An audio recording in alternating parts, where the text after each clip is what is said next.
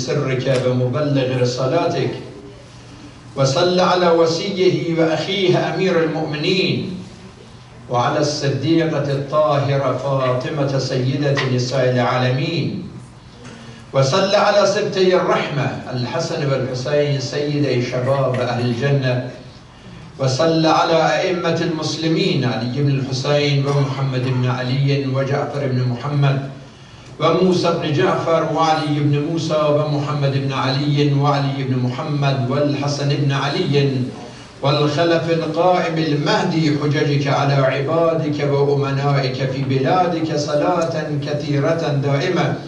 اللهم لا تدع لنا ذنبا إلا غفرته، ولا هما إلا فرجته، ولا سقما إلا شفيته، ولا عيبا إلا سترته، ولا رزقا إلا بسطته، ولا خوفا إلا أمنته، ولا سوءا إلا صرفته، ولا حاجة هي لك ردا ولي فيها صلاح إلا قضيتها يا أرحم الراحمين. وصلى الله على محمد وآله الطاهرين. اللهم صل على محمد وآل محمد.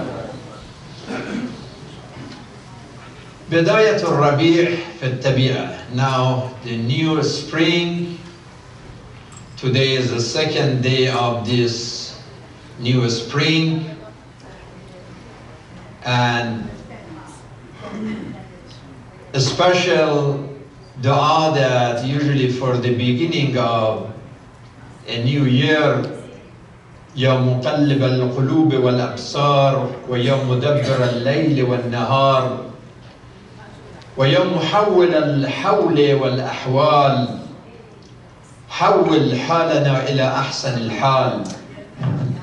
We ask Allah subhanahu wa ta'ala that now that He blessed us with a new spring, what we call it Nowruz, a new day, a new year, a new spring, also bless us with a new vision, new life, new journey and new joy. فانظر إلى آثار رحمة الله كيف يحيي الأرض بعد موتها.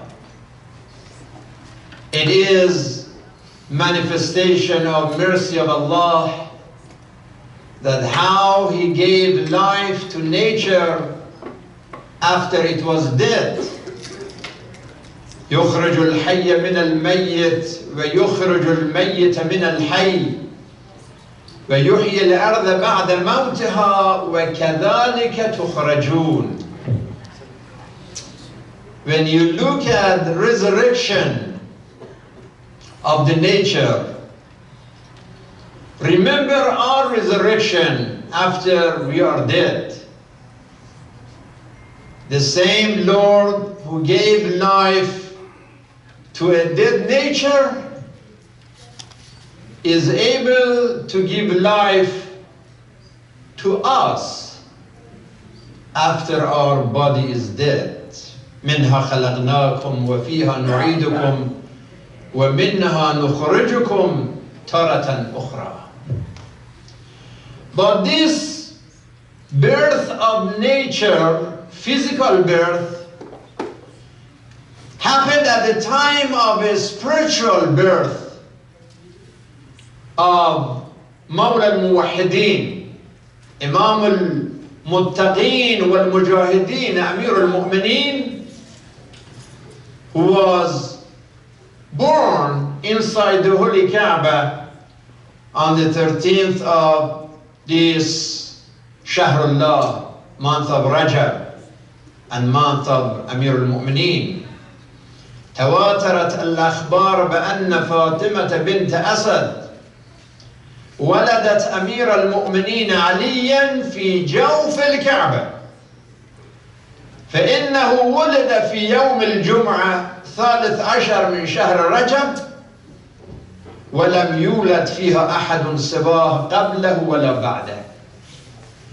Only one time, one baby was born in that blessed and beautiful place, Kaaba al-Musharrafa. That was Ali. no one before him, no one after. We say congratulations. ولدته في حرم الإله وأمنه والبيت حيث فناؤه والمسجد بيضاء طاهرة الثياب كريمة طابت وطاب وليدها والمولد في ليلة غابت نحوس نجومها وبدت مع القمر المنير الأسعد. Congratulations on this shining light of love and justice and perfection who was born in this holy month on the first day of Ayyam al-Bid. Ayyam al-Bid started from 13 and then 14, and today is the last day of Ayyam al-Bid. This is when the moon is shining in the night and bring al-Bayda, bring lightness to the nature, and the birthday of Ali brought lightness to human soul. رجل العلم والعقل والبطولة والجهاد والتضحية والسخاء والشجاعة. Man of wisdom and knowledge and courage and integrity and sacrifice and loyalty. This is Imam Ali ibn Abi Talib. علي مع القرآن والقرآن مع علي، علي مع الحق والحق مع علي. أوصيكم بحب علي فإنه لا يحبه إلا مؤمن ولا يبغضه إلا منافق. Subhanallah. That is a big standard, that when they ask the Holy Prophet that how do we know who is faithful and who is hypocrite? He says, look at them. If they are with Ali ibn Abi Talib, he is the standard. If they are with him, they are faithful. If they are against him, they are munafiq, they are hypocrite. أعلم الناس وأعدل الناس وأتقى الناس إمام البررة وقاتل الفجرة أول الناس إسلاما وإيمانا وصلاة وزكاة. Number one in knowledge, number one in justice, number one in struggle against devils of the time. أنا دار الحكمة وعلي بابها. One time he said أنا مدينة العلم وعلي بابها. But also the Prophet said أنا دار الحكمة. Maybe Dar al-Hikmah, he got an idea from this name, because I remember everybody was saying في America, Islamic Center of America, right? And Islamic Majlis of America, Islamic Majma, all of this في America. But subhanallah, it just happened that we said Dar al-Hikmah al-Islamiyah. So that matches with this hadith of the Holy Prophet that I am house of wisdom and Ali is the gate of that. Ya ma'shar al-nas saluni qabla an tafquduni inna huna la'ilman jamma walakin tullabu qalil. He said that there's so much information here. In my heart is full of light, of knowledge. Ask me any question. But they were not ready for someone like Amir al-Mu'mineen. When I went to Najaf years back, one of the hadith that took my attention in Haram Amir al-Mu'mineen, Najaf al-Ashraf, this statement from Amir al-Mu'mineen, لا غنى كالعقل ولا فقر كالجهل ولا ميراث كالأدب. Imam is saying that this intellect, knowledge, and courtesy, these are the best legacy that we may leave for humanity, not only for our family. Another word, Imam Ali is saying that there are three dangers that are threat for humanity. Number one, insanity. Number two, ignorance. And number three, ruthless, to be rude and disrespectful, and losing the human integrity. This is the heart of the matter that Amir al-Mu'mineen is telling us, that ignorance and insanity are the main cause of human problems. Don't you see that Islamophobia is coming from ignorance? This white supremacy is about ignorance.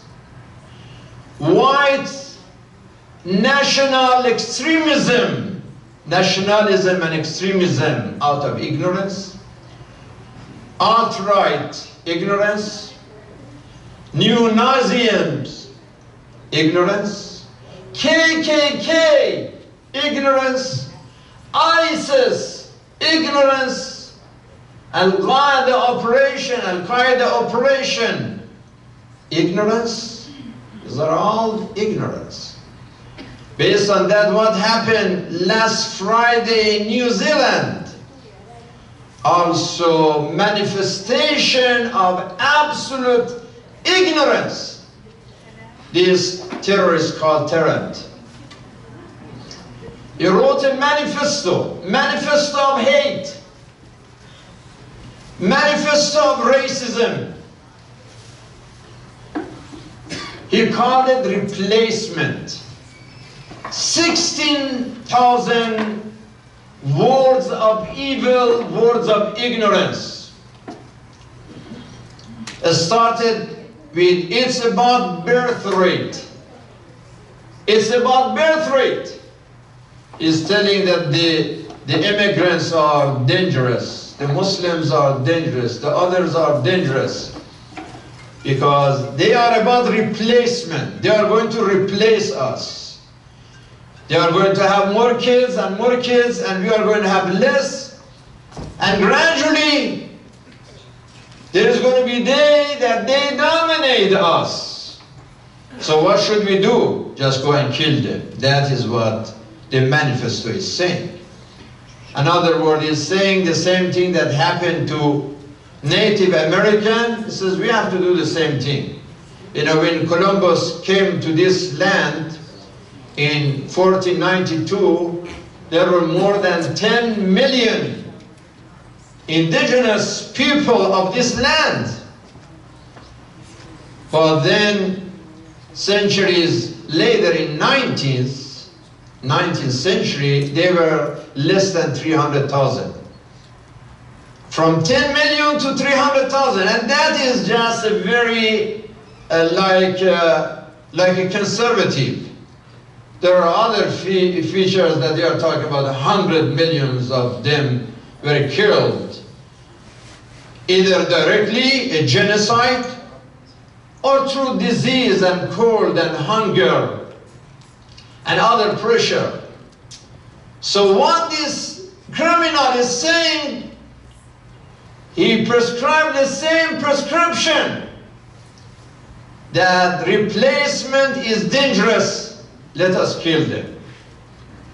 And there are some people listen, but good that there are still people of wisdom in this world. And I would say congratulations to the Prime Minister of New Zealand. One lady, lady of light, lady of wisdom. I wish we had such a lady in the White House. Or at least a man like this lady in the White House. This lady is amazing. Today she had a black scarf and attended the Friday prayer in the same mosque. She put hijab. Lots of ladies in New Zealand today, they put hijab to show solidarity with Muslim women. God bless them. And immediately this lady banned all these ARs, all the weapons of military style weapon or assault rifles, AR, and seriously dealt with this issue. Today, the TV and public radio in New Zealand, at the time of Adhan, they air the Adhan publicly for the entire nation. Subhanallah. Now this person, this criminal, tyrant, he thought that he won this war. And now for the first time, the radio and TV, the public media in New Zealand, at the time of Friday prayer, Adhan of Islam, subhanallah. It's just amazing, the people with candy, with cards, with flowers, with coming to the Muslim people. This Prime Minister is hugging other ladies, other Muslims, and showing solidarity. How many times this happened in United States, and our president still even denies that there is such a thing as white supremacists. It doesn't exist. How many more people should be killed in Florida, in Las Vegas, in California, in the schools, in public places, to recognize that there is a disease called Islamophobia. There is a disease called racism. And the solution is not to continue this fight against Islam. He started this. As a matter of fact, he did not establish, but he inspired it when in 2016 he said, Islam hates us. Isn't it amazing that he said Islam hates us? So what kind of message people get from that? And continuing this so-called crusade against immigration. Why, we are a nation of immigration. Everybody knows that the entire nation is nation of immigration. But some people came earlier, some people went later. And who is in position of make a decision that, what is the timing? If you came till this time, you are okay, but if you came after that, you are not okay. And they know that this kind of crusade against immigration, it is an attack on America. I mean, there are lots of companies that already have shortage of labor. You want to clean the snow, you cannot find easily a company to come and clean the snow. You have normal work and labor. You want even a janitor. It's not easy anymore. So that is a problem, that they don't care that their statements hurt America and it is against the nation. Now he put another, instead of solving this racism and all of this problem, he think that now it's go to save like Netanyahu. In the beginning of the election, now he all of a sudden says 52 years is enough. Now it's time to recognize the sovereignty of Israel over the Golan Heights. Oh, now just because you said it is okay. Now it's not occupation anymore, because might is right just because you said. And Netanyahu is saying, thank you, Mr. President. You know that Iran is there and dangerous, you save us. Sometimes you want to laugh to death of this kind of a statement, that Secretary of State Pompeo, he was just 2 days ago in Israel, and he's talking with some media, and then someone asked that, if you think that God sent Trump to save Israel from Iran. Oh, wow. And he said, yeah, it's possible, the Lord that I believe. So what happened to separation of church and state, by the way? We thought that in this country, separation of church and state. And now Secretary of State, he said, yeah, that based on my faith, is okay, that God saved this man to save Israel from Iran. Wow. And there are some Jews that they themselves condemn this kind of a statement.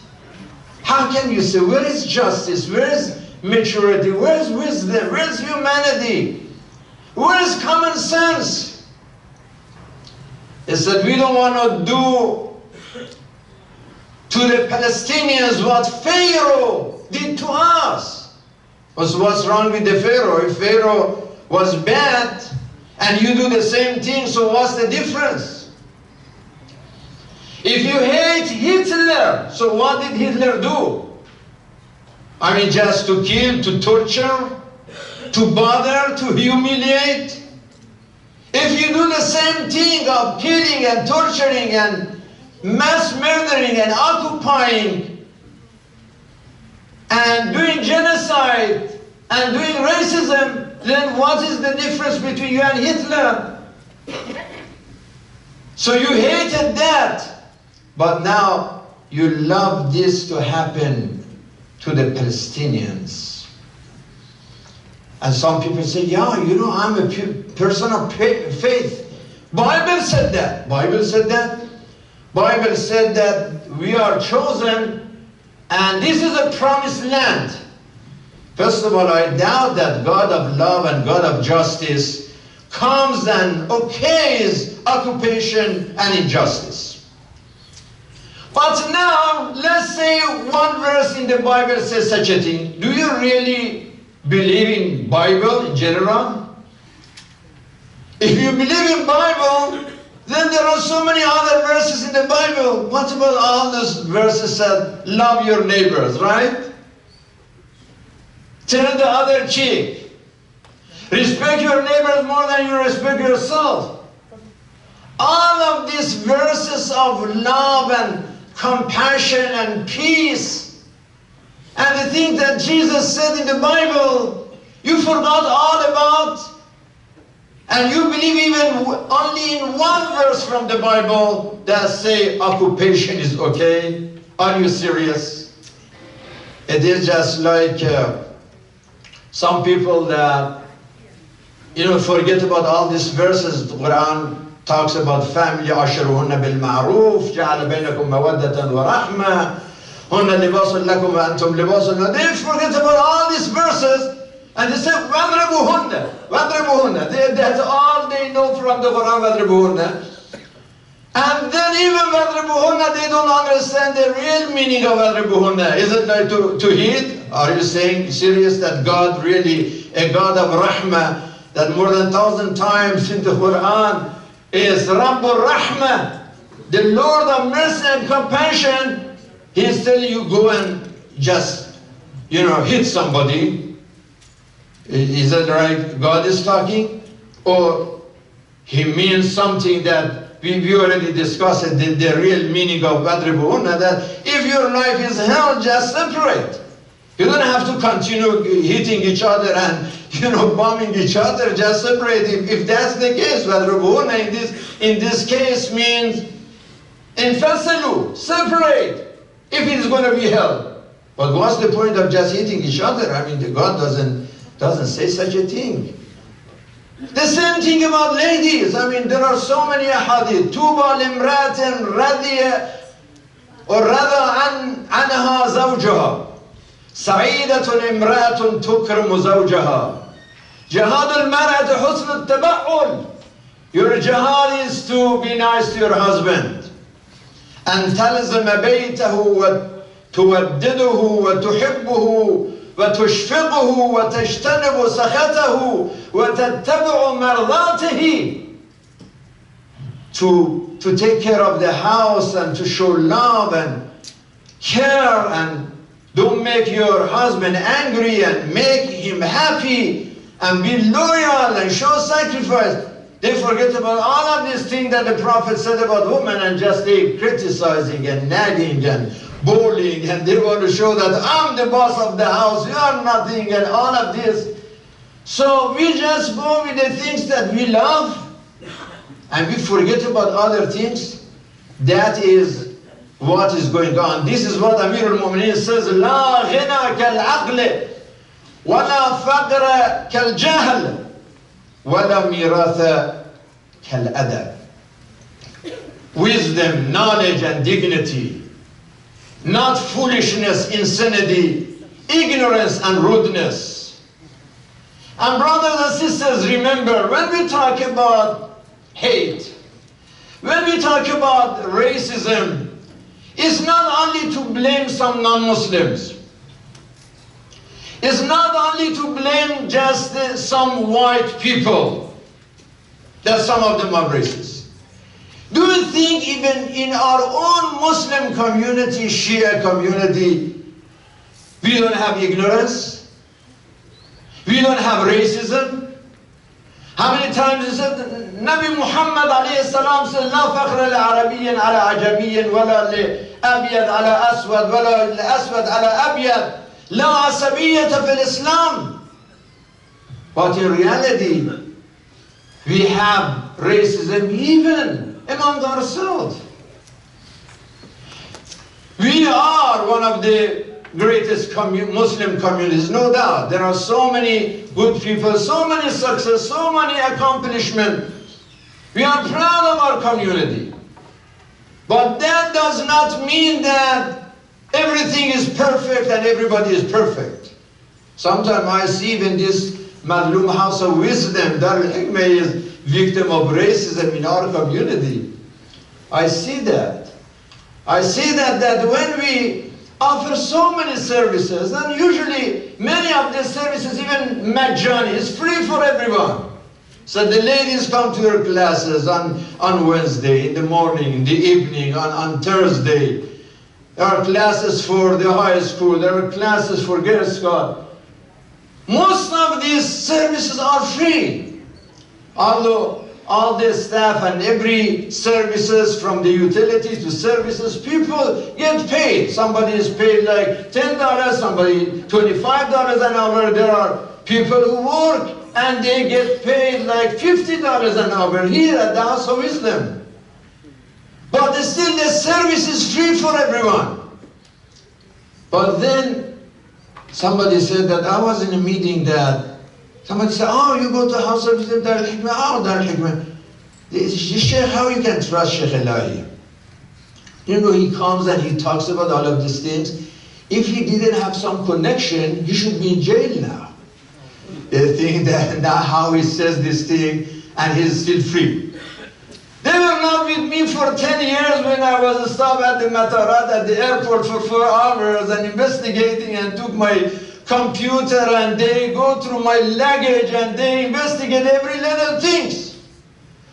For these people, believe me, even if Sheikh Elahi was killed, and I'm ready for it. Every night I said, you know, it may happen tonight. You know, I think about it. I saw Marhum Shahid Beheshti one night in my dream that I used to go to his class when he was, before that infijar and terrorist, that he was martyred. And he was writing something on the board, a poetry, and he needed one word, and he asked everybody, the students asked that, what do you think here? I need one word. And I said, Ustad, write ma'akum.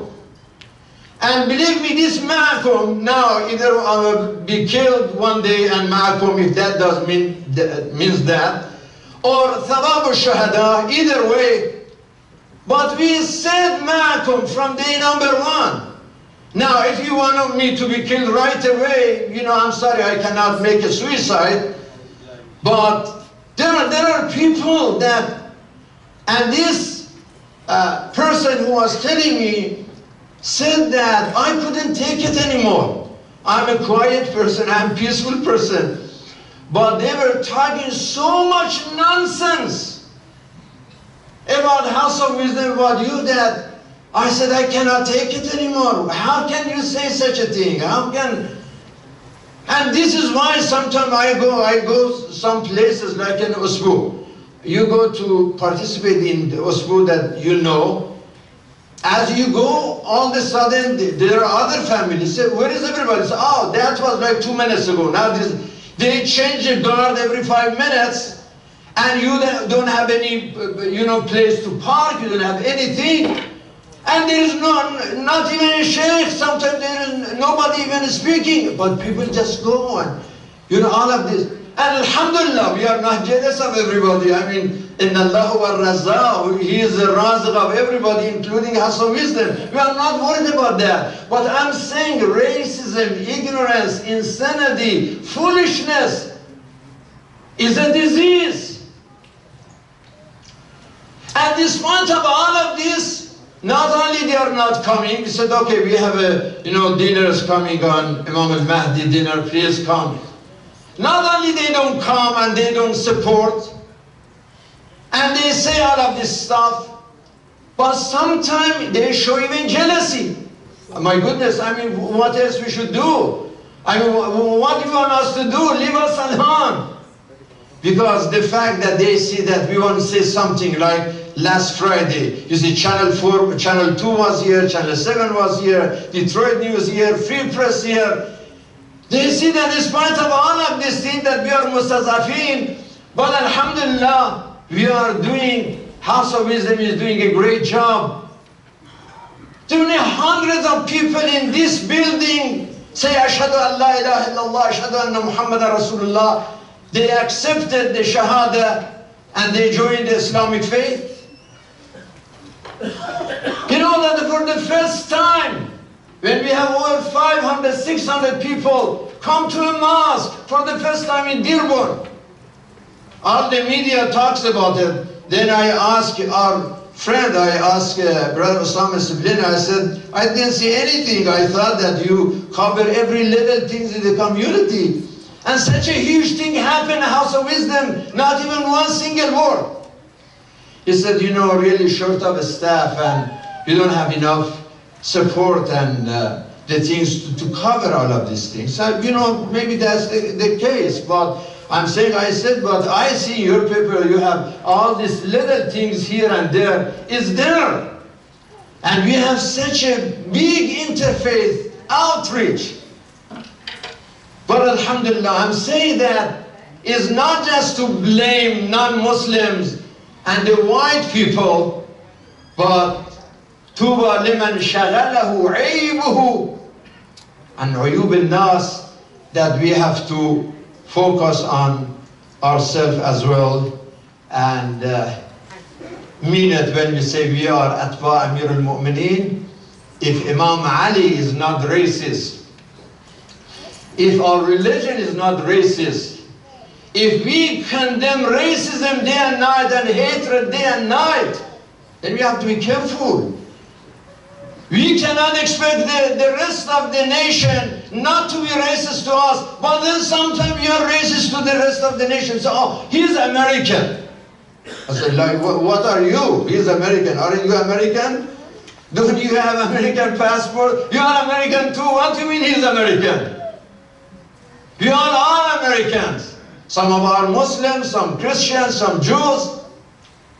So we have to be careful, brothers and sisters, that as we condemn this terrorism and Islamophobia and blame racism, we have to be careful that we are not suffering same, because there are so many great people among them.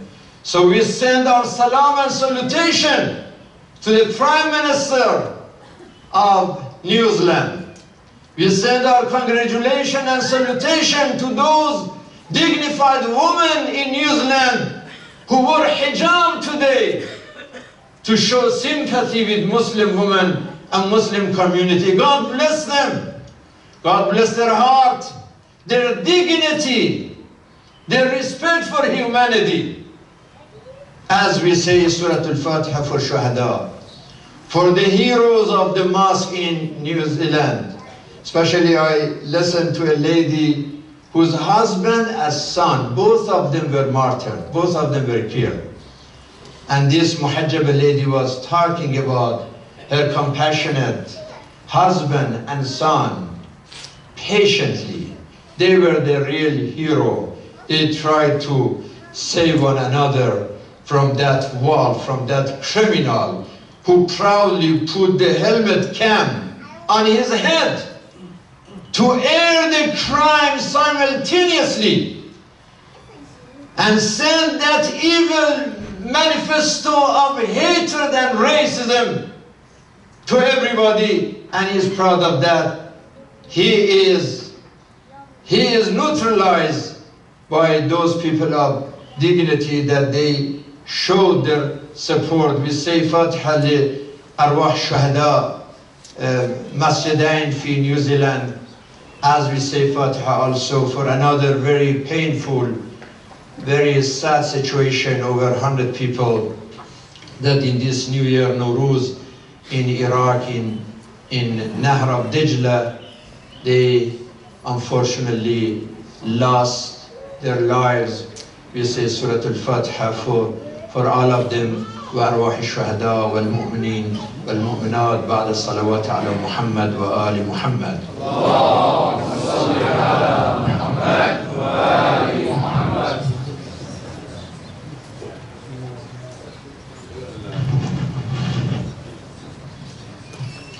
السلام عليكم ورحمة الله.